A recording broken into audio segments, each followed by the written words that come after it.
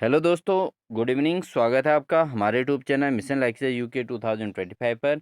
तो दोस्तों, आज की क्लास बहुत ज़्यादा इंटरेस्टिंग होने वाली है, जिसके अंतर्गत आज हम शिक्षण अभिरुचि के अंतर्गत शिक्षा का अधिकार अधिनियम पर चर्चा करेंगे, जिससे रिलेट जो है प्रोक्त स्क्रीनिंग में दोस्तों आपको 2 या 3 क्वेश्चन इससे अंदर से देखने को मिलेंगे। और साथ ही दोस्तों, हमारी ये जो क्लास है ये जो है यू टेट सी टेट, ठीक है, और इसके अलावा जो भी बीएड या डीएलएड के जो भी एग्ज़ाम्स जो है कैंडिडेट देते हैं, उन सभी के लिए शिक्षण अभिरुचि के लिए ये बहुत ज़्यादा इम्पोर्टेंट होने वाला है। तो दोस्तों, साथ ही अभी विशेष तौर पर हम इसको प्रवक्ता स्क्रीनिंग के सिलेबस के अकॉर्डिंग ले रहे हैं। तो जो भी टॉपिक हैं वो प्रवक्ता स्क्रीनिंग के हैं, इसलिए बिना स्किप किए पूरी क्लास को ज़रूर वॉच कीजिएगा। और साथ ही दोस्तों, अपने आप को टेस्ट भी ज़रूर कीजिएगा कि आप इसमें कितना स्कोर कर पा रहे हैं। तो बिना देरी किए हुए आज की क्लास को स्टार्ट करते हैं। और इससे पहले आपसे रिक्वेस्ट है, अगर आप चैनल पर नए हैं तो प्लीज़ चैनल को सब्सक्राइब करके बेल आइकन दबाकर ऑल नोटिफिकेशन ऑन कर लीजिएगा। तो स्टार्ट करते हैं आज की क्लास का पहला क्वेश्चन दोस्तों। तो पहला क्वेश्चन है दोस्तों, निःशुल्क और अनिवार्य शिक्षा अधिकार अधिनियम किसके द्वारा अधिनियमित किया गया। तो दोस्तों, जो निःशुल्क और अनिवार्य शिक्षा का अधिनियम है वो किसके द्वारा अधिनियमित किया गया था। ऑप्शन है लोकसभा द्वारा, राज्यसभा द्वारा, भारत की संसद के द्वारा या विधानसभा के द्वारा। तो दोस्तों, निःशुल्क अनिवार्य शिक्षा का जो अधिनियम था वो भारत की संसद के द्वारा अधिनियमित किया गया था। बहुत इंपॉर्टेंट क्वेश्चन है दोस्तों, इसको जरूर नोट कर लीजिएगा आप लोग। इंपॉर्टेंट क्वेश्चन है दोस्तों, ठीक है। बढ़ते हैं अगले प्रश्न में।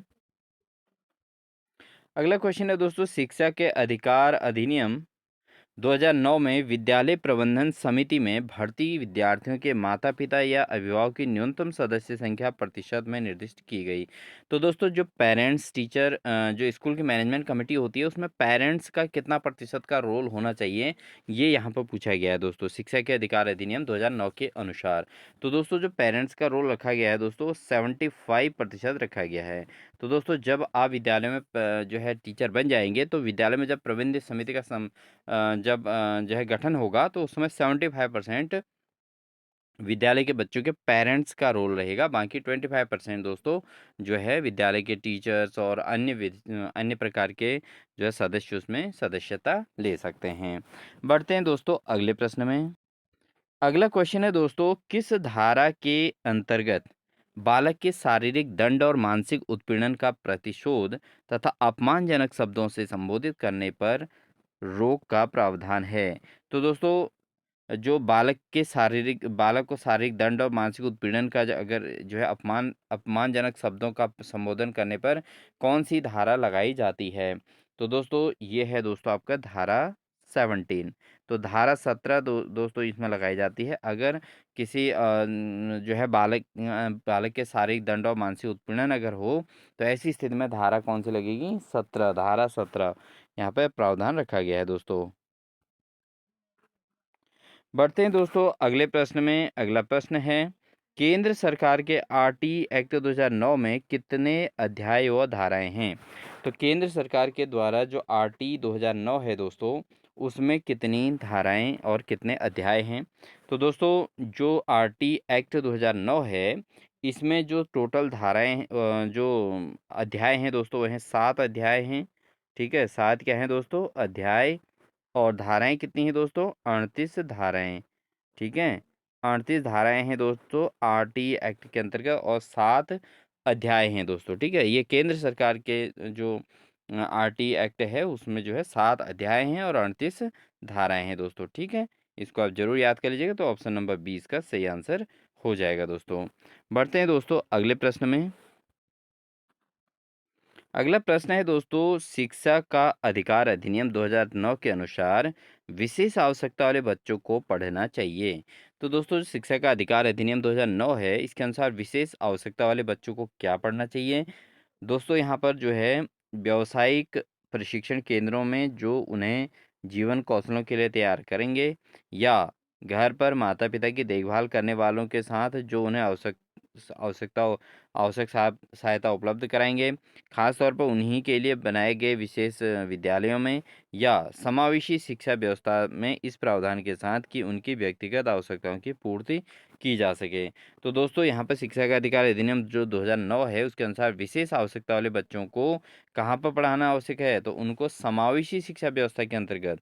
ठीक है दोस्तों, समावेशी शिक्षा व्यवस्था के अंतर्गत ये आप ध्यान रख लीजिए दोस्तों, जो विशेष आवश्यकता वाला क्वेश्चन आएगा कभी भी एग्जाम में, तो उसमें आपने ध्यान देना है समावेशी शिक्षा। ठीक है, जहाँ पर समावेशी शब्द आ जाए दोस्तों, चाहे आप सी टेट दे रहे हैं, चाहे आप यू टेट दे रहे हैं, चाहे आप बीएड का एंट्रेंस दे रहे हैं, किसी प्रकार का एग्जाम दे रहे हैं, तो उसमें समावेशी शब्द आ जाए तो वो विशेष आवश्यकता वाले बच्चों के लिए बिल्कुल सही आंसर होता है दोस्तों। ठीक है, बढ़ेंगे दोस्तों अगले प्रश्न में। अगला क्वेश्चन है दोस्तों, भारत आरटी एक्ट लागू करने वाला कौन सा देश बना है।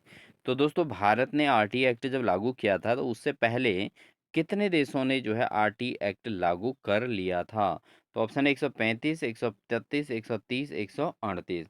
तो दोस्तों भारत जो है आरटी एक्ट लागू करने वाला एक सौ 135वां 135th जो है कंट्री है दोस्तों। ठीक है, 135वां देश है जिसने आरटी एक्ट लागू किया है दोस्तों। ठीक है, 135वां देश है ये।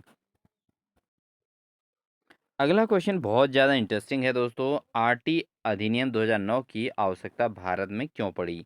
तो दोस्तों भारत में ऐसी क्या स्थिति आई कि आरटी एक्ट जो है लागू करना पड़ा। तो इसका मुख्य रीजन क्या है दोस्तों, एक तो अनुच्छेद 21 को लागू करने के लिए।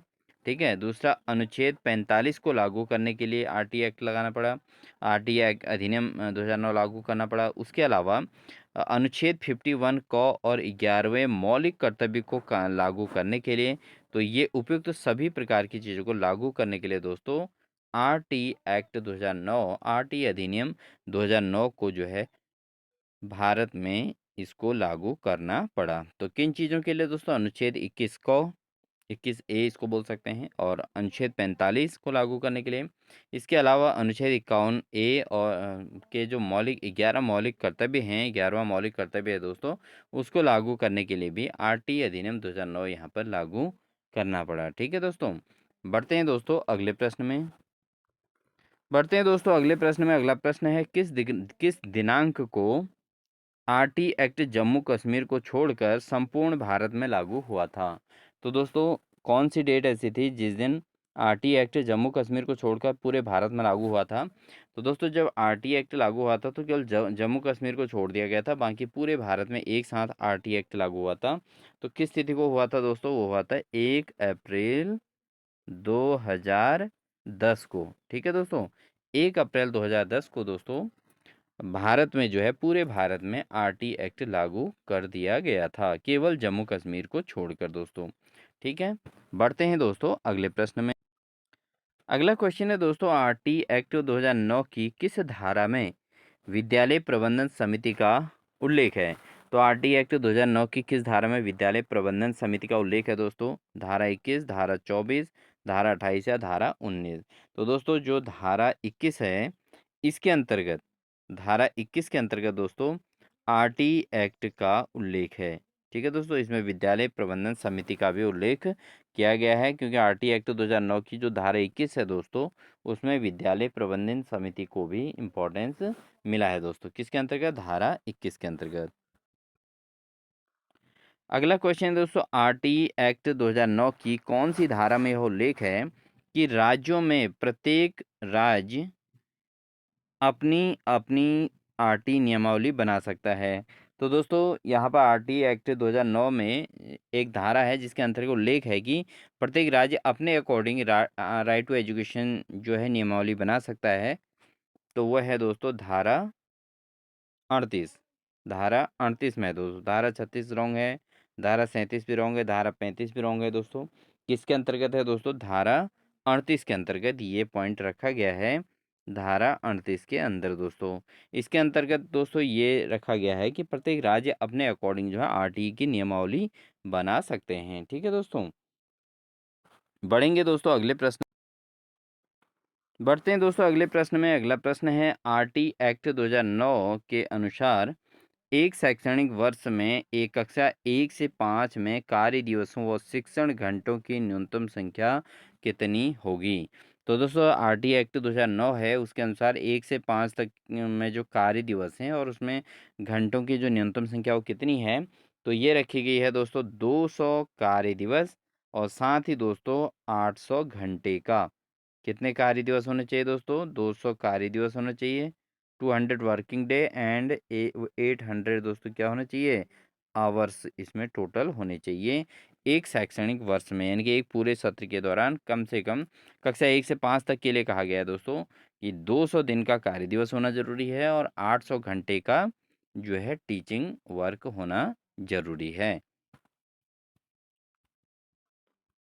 अगला क्वेश्चन दोस्तों यहाँ पर बहुत इम्पोर्टेंट क्वेश्चन है दोस्तों।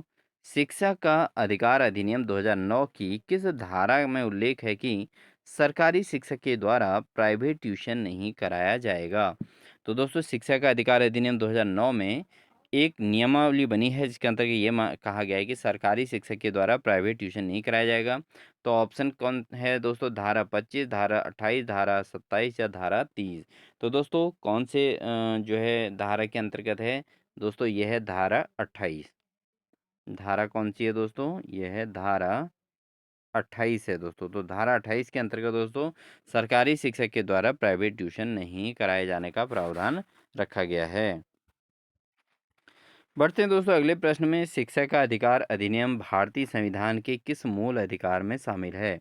तो जो शिक्षा का अधिकार अधिनियम है दोस्तों भारतीय संविधान के किस मूल अधिकार में शामिल है? ऑप्शन है संस्कृति एवं शिक्षा संबंधी अधिकार या स्वतंत्रता का अधिकार या धार्मिक स्वतंत्रता का अधिकार या समानता का अधिकार। तो दोस्तों यहाँ पर शिक्षा का अधिकार जो है किस मूल अधिकार में आता है? तो दोस्तों ये आता है स्वतंत्रता का अधिकार। स्वतंत्रता के अधिकार के अंतर्गत दोस्तों ये जो है आपका अनुच्छेद, जो अनुच्छेद है दोस्तों किस अनुच्छेद के अंतर्गत स्वतंत्रता का अधिकार ये हम चर्चा करेंगे। यह है दोस्तों अनुच्छेद 19 से 22 तक में। ठीक है, 19 से 22 में। और इसको अनुच्छेद 21 ए भी कहा जाता है। क्या कहा जाता है दोस्तों? अनुच्छेद 21 ए में। ठीक है, मेनली अनुच्छेद 21 ए के अंतर्गत ये है कि शिक्षा का अधिकार जो है हर बच्चे का वो स्वतंत्रता का अधिकार है। एक प्रकार से स्वतंत्र भाव से बच्चा पढ़ सकता है और ये भारतीय संविधान के अनुच्छेद 19 से 22 तक दिया गया है। और शिक्षा का अधिकार जो है अनुच्छेद 21 क में जोड़ा गया है। ठीक है दोस्तों, तो किस में? 21 ए में। 21 क का मतलब है 21 ए का मतलब 21 क भी कहते हैं दोस्तों। ठीक है, तो ये है आपका, समझ में आ गया होगा दोस्तों आपको शिक्षा का अधिकार जो है किसमें? अनुच्छेद 21 ए में है और ये स्वतंत्रता का अधिकार के अंतर्गत आता है। बढ़ेंगे दोस्तों अगले प्रश्न में। निःशुल्क और एवं अनिवार्य शिक्षा का अधिकार अधिनियम 2009 के अंतर्गत किसी भी अध्यापक को निम्न में से किस कार्य में नहीं लगाया जा सकता? तो दोस्तों निःशुल्क और अनिवार्य शिक्षा का जो अधिकार अधिनियम 2009 बना है इसके अंतर्गत काफ़ी चीज़ें इंप्लीमेंट हुई है, काफ़ी चीज़ें चेंजेस हुई हैं। तो इसमें कौन सा कार्य पर जो अध्यापकों को नहीं लगाया जा सकता? ये ऑप्शन है 10 वर्ष के पश्चात होने वाले जनगणना में या आपदा राहत कार्य में या चुनाव संबंधी कार्य में या पल्स पोलियो कार्यक्रम में। तो इस अंतर्गत जो रखा गया दोस्तों शिक्षा का अधिकार अधिनियम के अंतर्गत, इसमें ये कहा गया कि एक अध्यापक को जो है पल्स पोलियो कार्यक्रम में नहीं लगाया जा सकता। बाकी जो 10 साल बाद जनगणना है उसमें लगाते ही हैं दोस्तों, कॉमनली आपने देखा होगा। आपदा राहत कार्य में भी शिक्षकों को यूज़ किया जाता है। चुनाव संबंधी कार्य तो शिक्षकों से ही संपन्न होते हैं मैक्सिमम।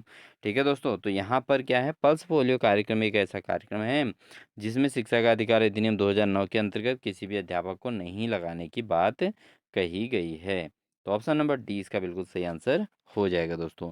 दोस्तों वीडियो अच्छी लग रही हो, क्वेश्चन आपके अकॉर्डिंग हो तो प्लीज़ वीडियो को लाइक ज़रूर कर दीजिएगा और साथ ही अपने दोस्तों को भी शेयर कीजिएगा।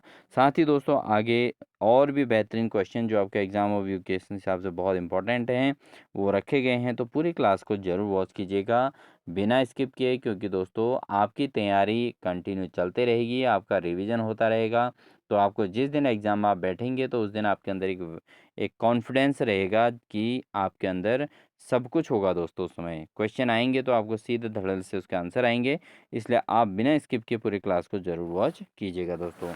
सारे कॉन्सेप्ट आपको शिक्षा का अधिकार अधिनियम से आज क्लियर हो जाएंगे। बढ़ते हैं दोस्तों अगले प्रश्न में। अगला क्वेश्चन है आरटी एक्ट 2009 के अनुसार शिक्षक हेतु न्यूनतम प्रति सप्ताह कार्य घंटे कितना है? तो दोस्तों आरटी एक्ट 2009 जो है इसके अनुसार जो शिक्षक हेतु न्यूनतम प्रति सप्ताह कार्य घंटे कितना है? तो वो है दोस्तों आपका 45 घंटे। तो 45 आवर्स जो है दोस्तों, ये एक साप्ताहिक टाइमिंग रखी गई है दोस्तों। कितने घंटे? 45 घंटे रखा गया है दोस्तों, आरटीई एक्ट 2009 के अनुसार। ठीक है दोस्तों, आई होप आपके अकॉर्डिंग क्वेश्चंस होंगे। तो आर टी 2009 के अनुसार, जो आर टी एक्ट 2009 है उसके अनुसार प्रत्येक सप्ताह में 45 घंटे की जो है साप्ताहिक कार्य इस विद्यालय के अंदर एक शिक्षक के द्वारा किया जाना चाहिए। अगला क्वेश्चन है, आरटी 2009 के अनुसार प्रारंभिक शिक्षा का क्या अर्थ है? तो जो आरटी 2009 है दोस्तों, आरटी एक्ट 2009, उसके अनुसार शिक्षा का प्रारंभिक शिक्षा का क्या अर्थ है दोस्तों? तो यहाँ पर दोस्तों बहुत सारे अभ्यर्थी कंफ्यूजन में इसको करेंगे, 1 से 5 तक की शिक्षा प्रारंभिक शिक्षा। बिल्कुल नहीं दोस्तों, यहाँ पर आरटी एक्ट जो है उसके अकॉर्डिंग कक्षा 1 से लेके 8 तक की शिक्षा को प्रारंभिक शिक्षा माना गया है दोस्तों। ठीक है, तो जो भी रूल्स लागू होते हैं 1 से 8 तक के लिए लागू सेम होते हैं। ठीक है दोस्तों, तो आरटी एक्ट 2009 के अनुसार प्रारंभिक शिक्षा का क्या अर्थ है? यह होती है दोस्तों, कक्षा 1 से लेके 8 तक की शिक्षा को प्रारंभिक शिक्षा कहा जाता है। बढ़ते हैं दोस्तों अगले प्रश्न में। अगला प्रश्न है, भारत में शिक्षा के अधिकार का जनक किसे कहा जाता है? तो भारत के अंतर्गत जो शिक्षा का अधिकार है, उसके अंतर्गत भारत के के अधिकार का जनक किसे कहा जाता है, यानी किनके द्वारा शिक्षा के अधिकार का कॉन्सेप्ट सबसे पहले उठाया गया था? तो दोस्तों ये कार्य किया गया था गोपाल कृष्ण गोखले। ठीक है, गोपाल कृष्ण गोखले जो हैं दोस्तों, इनके द्वारा भारत में शिक्षा के अधिकार का सबसे पहले कॉन्सेप्ट उठाया गया था, और इसीलिए इनको शिक्षा के अधिकार का जनक कहा जाता है। अगला क्वेश्चन है दोस्तों, भारतीय संविधान में शिक्षा किस सूची का विषय है? तो भारतीय जो संविधान है दोस्तों, इसमें शिक्षा को किस सूची का विषय माना गया है दोस्तों? संघ सूची, राज्य सूची, समवर्ती सूची या अवशिष्ट सूची? तो दोस्तों शिक्षा को दोस्तों रखा गया है समवर्ती सूची में। किस में रखा गया है दोस्तों? समवर्ती सूची में रखा गया है दोस्तों। भारतीय संविधान के अंतर्गत जो शिक्षा को रखा गया है वो समवर्ती सूची में रखा गया है। तो ऑप्शन नंबर सी इसका बिल्कुल सही आंसर हो जाएगा दोस्तों। ठीक है, अगला क्वेश्चन है दोस्तों, निःशुल्क एवं अनिवार्य बाल शिक्षा अधिकार अधिनियम 2009 सामान्य बालकों की निःशुल्क शिक्षा के अधिकारों को सुनिश्चित करता है। तो दोस्तों जो बाल शिक्षा अधिकार अधिनियम 2009 है, इसे किस उम्र तक के बच्चों के लिए मेन फोकस करता है? तो दोस्तों ये है आपका 6 से 14 वर्ष के बच्चों के लिए, यानी कि इसका ऑप्शन जो है दोस्तों बी ऑप्शन इसका सही हो जाएगा। 6 से 14 वर्ष तक के बच्चों के लिए जो है निःशुल्क और जो है बाल शिक्षा अधिकार अधिनियम 2009 लागू होता है दोस्तों। अगला क्वेश्चन है दोस्तों, एक प्राथमिक विद्यालय में कुल 25 विद्यार्थियों का नामांकन है। आरटी एक्ट के अनुसार विद्यालय में न्यूनतम शिक्षकों की कितनी आवश्यकता होगी?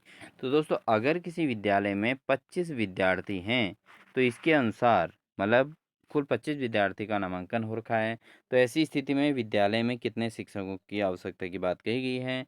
तो दोस्तों इसमें की गई है 2 शिक्षकों की। अगर विद्यालय में 25 बच्चे हैं, 25 विद्यालय हैं, बच्चों का नामांकन हुआ है, तो दोस्तों तो वहाँ पर 2 शिक्षक जो है यहाँ पर कंपलसरी किए गए हैं दोस्तों। ठीक है, वैसे भी जो आरटी के अनुसार है दोस्तों, प्रत्येक विद्यालय में कम से कम 2 शिक्षक आवश्यक कहे गए हैं। ठीक है, अब कुछ विद्यालय में 2 शिक्षक नहीं हैं अभी भी, वो आरटी के मानकों को क्लियरिफिकेशन नहीं किया गया है। अदरवाइज यहाँ पर दोस्तों अब जहाँ 25 विद्यार्थी हैं, तो वहाँ तो कम से कम 2 शिक्षक तो होंगे ही, होने ही चाहिए। बढ़ते हैं दोस्तों अगले प्रश्न में। अगला क्वेश्चन है दोस्तों, शिक्षण के सबसे महत्वपूर्ण उद्देश्य क्या हैं? तो दोस्तों शिक्षण के सबसे महत्वपूर्ण उद्देश्य क्या हैं? ज्ञानात्मक उद्देश्य, भावात्मक उद्देश्य या क्रियात्मक उद्देश्य, उपरोक्त सभी?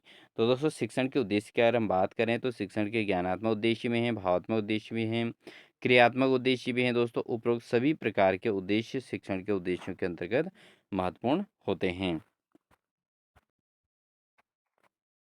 अगला क्वेश्चन है दोस्तों, प्रगतिशील शिक्षा के अंतर्गत निम्नलिखित में से किस बात पर ध्यान रखा जाता है? अगर प्रगतिशील शिक्षा है दोस्तों, उसके अंतर्गत किस बात का ध्यान रखा जाता है दोस्तों? तो इसके अंतर्गत मेन जो महत्व दिया जाता है, इसमें शिक्षण विधि को अधिक व्यवहारिक करने पर जोर दिया जाता है। तो अगर शिक्षा प्रगतिशील है दोस्तों, क्रिएटिविटी है उसके अंतर्गत, आगे मोटिवेटिव है, आगे बढ़ने वाली शिक्षा है, तो ऐसी स्थिति में क्या होगा दोस्तों, इसके अंतर्गत किस बात का ध्यान रखा जाता है? तो इसमें शिक्षण विधि को अधिक व्यवहारिक करने पर जोर दिया जाएगा। अगर शिक्षण विधि व्यवहारिक होगी दोस्तों, तो शिक्षा जो होगी दोस्तों वो हमेशा प्रगतिशील शिक्षा ही होती है। तो ऑप्शन नंबर ए इसका बिल्कुल एक्यूरेट आंसर हो जाएगा। इसके अलावा जो और ऑप्शन है दोस्तों, देखो एक तो रटने पर जोर दे रहा है, बिल्कुल गलत है। बालक की सैद्धांतिक शिक्षा भी महत्वपूर्ण नहीं होती है दोस्तों, किसी सिद्धांत पर नहीं चला जा सकता, व्यवहारिकता पर इंपॉर्टेंस होता है दोस्तों, ठीक है। और इसमें केवल बाल के नैतिक और सामाजिक विकास पर जोर देते, तो नैतिकता पे भी एकदम जोर नहीं दिया जा सकता। वैसे ये ऑप्शन, अगर ऊपर वाला ऑप्शन ना हो तब ये ऑप्शन थोड़ा सही बनता है, अदरवाइज ये दो ऑप्शन तो बिल्कुल ही रॉन्ग है दोस्तों। तो एटलीस्ट यहाँ पर तीनों ऑप्शन यहाँ पर रॉन्ग होंगे। इसमें शिक्षण विधि को अधिक व्यवहारिक बनाकर शिक्षा को प्रगतिशील किया जा सकता है। अगला क्वेश्चन दोस्तों, एक कॉलेज की अध्यापिका वास्तव में विद्यार्थियों की सहायता करती है यदि वह, तो एक स्कूल की जो अध्यापिका है वो वास्तव में विद्यार्थियों की सहायता करती है यदि वह, अब देखिए यहाँ पर वह क्या है, कक्षा में बालकों को नोट्स लिखवाती है, या पाठ्यक्रम समय से पूर्व कराती है, या मूल्यांकन में निष्पक्ष है, या विद्यार्थियों को प्रश्न पूछने के लिए प्रोत्साहित करती है। तो दोस्तों यहाँ पर एक विद्यालय की अध्यापिका वास्तव में विद्यार्थियों की अगर सहायता करती है, कब दोस्तों? जब वो विद्यार्थियों को प्रश्न पूछने के लिए प्रोत्साहित करती है, यानी कि अगर वो बच्चों से लगातार प्रश्न पूछने के लिए उनको प्रोत्साहित करती है, तो इसका मतलब वो जो है विद्यार्थियों की वास्तव में सहायता कर रही हैं, ठीक है। मूल्यांकन में निष्पक्ष होना भी एक अच्छा गुण है दोस्तों एक अध्यापक का, लेकिन मूल्यांकन में निष्पक्षता केवल बच्चे को जो है आगे बढ़ाने के लिए हेल्पफुल उतना ज़्यादा नहीं है जितना कि बच्चे को खुद प्रश्न पूछने के लिए प्रोत्साहित करना। ठीक है दोस्तों, तो ऑप्शन नंबर डी इसका बिल्कुल सही आंसर हो जाएगा दोस्तों। अगला क्वेश्चन है दोस्तों, अध्यापक को निम्न में से किसे महत्व देना चाहिए? तो अध्यापक को किस कार्य को महत्व देना चाहिए? ऑप्शन है प्रधानाचार्य से अच्छे संबंध बनाना, या कक्षा में समर्पण भाव से शिक्षण कराना, या छात्रों के भविष्य को लेकर चिंतित रहना, या इनमें से कोई नहीं। तो दोस्तों एक अध्यापक में को मेनली किस चीज़ को इम्पोर्टेंस देना चाहिए? तो अगर हम मेनली इम्पोर्टेंस की बात करें दोस्तों, वो होना चाहिए कक्षा में समर्पण भाव से शिक्षण कराना। ठीक है दोस्तों, प्रधानाचार्य से अच्छे संबंध बना के कोई अध्यापक अच्छा नहीं हो सकता। केवल प्रधानाचार्य के सामने ही वो अध्यापक अच्छा हो सकता है, बच्चों के सामने बिल्कुल भी अपनी वैल्यू नहीं प्राप्त कर सकता।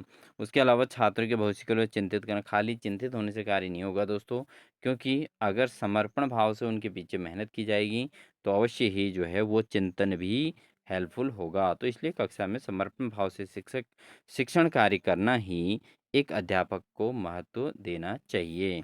बढ़ते हैं दोस्तों अगले प्रश्न में।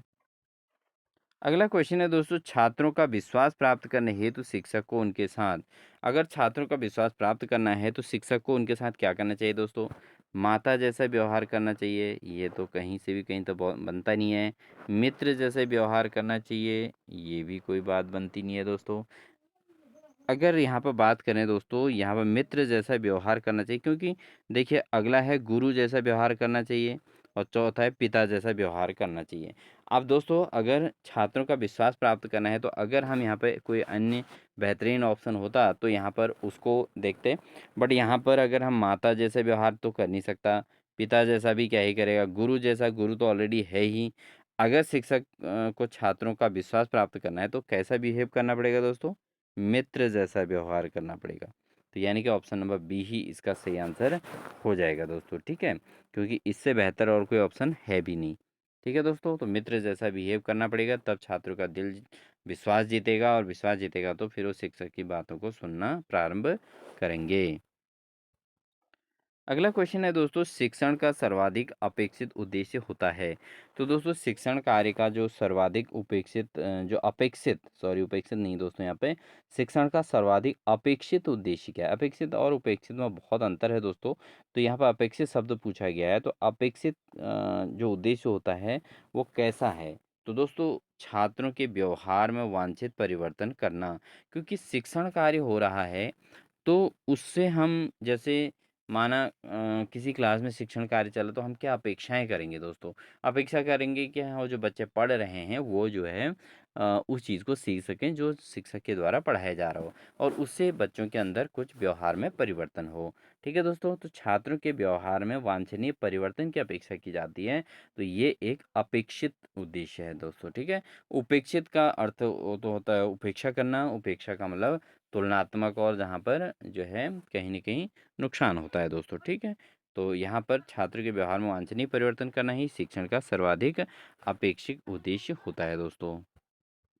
अगला क्वेश्चन है दोस्तों, भारत में अधिकांश कक्षाएं बहुभाषीय होती हैं, इसे शिक्षक द्वारा के रूप में देखा जाना चाहिए। तो दोस्तों, भारत में अधिकांश कक्षाएं बहुभाषीय होती हैं, तो इसे शिक्षक द्वारा किस रूप में देखा जाना चाहिए? तो इसका जो है संसाधन के रूप में इसको देखा जाना चाहिए। ऑप्शन नंबर सी इसका बिल्कुल सही आंसर हो जाएगा दोस्तों। ठीक है, तो भारत में अधिकांश कक्षाएं बहुभाषीय होती हैं, तो इसको शिक्षक द्वारा एक संसाधन के तौर पे इसको देखना चाहिए, जो शिक्षक के शिक्षण कार्य में हेल्पफुल होगा। बढ़ते हैं दोस्तों अगले प्रश्न में, प्राथमिक स्तर पर एक शिक्षक में निम्न में से किसे सबसे महत्वपूर्ण विशेषता मानना चाहिए? तो प्राथमिक स्तर पर एक शिक्षक में निम्न में से किसे महत्वपूर्ण विशेषता मानना चाहिए? तो दोस्तों यहाँ पर पढ़ने की उत्सुकता, धैर्य और दृढ़ता, शिक्षण पद्धतियों विषयों में ज्ञान में दक्षता या अति मानक भाषा में पढ़ाने की दक्षता। तो दोस्तों प्राथमिक स्तर पर एक शिक्षक में निम्न में से क्या होना चाहिए? सबसे पहले होना चाहिए धैर्य होना चाहिए, क्योंकि जो प्राथमिक कक्षा में प्राथमिक स्तर पर जब बच्चों को पढ़ाना होता है दोस्तों, सबसे पहले शिक्षक के अंदर एक धैर्य होना ज़रूरी है और उसके अलावा उसके अंदर दृढ़ता होनी चाहिए, यानी कि बच्चों में सुधार के लिए एक दृढ़ संकल्प होना चाहिए, उनके व्यवहार परिवर्तन का दृढ़ संकल्प होना चाहिए और दूसरा होना चाहिए धैर्य होना चाहिए दोस्तों, एकदम गुस्सैला भी नहीं होना चाहिए, क्योंकि प्राथमिक स्तर पर बच्चों के को मेंटेन करना बहुत आसान काम नहीं होता है दोस्तों। ठीक है, बढ़ते हैं दोस्तों आज की क्लास के अंतिम क्वेश्चन में, एक एक ही कक्षा में पढ़ने वाले बच्चों की उपलब्धि में भिन्नता पाए जाने का प्रमुख कारण सभी है सिवाय एक के। तो दोस्तों एक ही कक्षा में पढ़ने वाले जो बच्चे हैं उनके उपलब्धि में भिन्नता पाई जाती है, इसका मुख्य कारण क्या है? इसका मुख्य कारण है दोस्तों अध्यापकों के शिक्षण में कमी। ठीक है दोस्तों, क्योंकि अगर एक ही कक्षा में पढ़ने वाले बच्चे हैं और उनकी उपलब्धियां अलग अलग आ रही हैं, तो इसका मतलब क्या है कि विद्यालयों जो अध्यापक हैं उनके शिक्षण में कहीं न कोई कमी महसूस होती है दोस्तों, क्योंकि अगर उनके द्वारा पढ़ाया जा रहा है और बच्चे अलग-अलग उपलब्धियाँ प्राप्त कर रहे हैं। हालाँकि इसका कारण और भी हो सकता है दोस्तों, क्योंकि किसी बच्चे का आनुवंशिक स्थितियाँ भी हैं, किसी का पारिवारिक परिवेश अच्छा नहीं है, तो इस कारण भी हो सकता है। लेकिन एक अध्यापक जब अध्यापन कार्य कर रहे हो, तो वहाँ पर जो चीज़ पढ़ाई जा रही है वो सभी बच्चों के अंदर आनी चाहिए। तो यहाँ पर इसका ऑप्शन नंबर ए इसका सही माना जाएगा दोस्तों। दोस्तों बढ़ते हैं एक और अन्य क्वेश्चन पे, बच्चों के सामाजिकरण में शिक्षक की भूमिका होती है। तो दोस्तों बच्चों के सामाजिकरण में शिक्षक की क्या भूमिका होती है?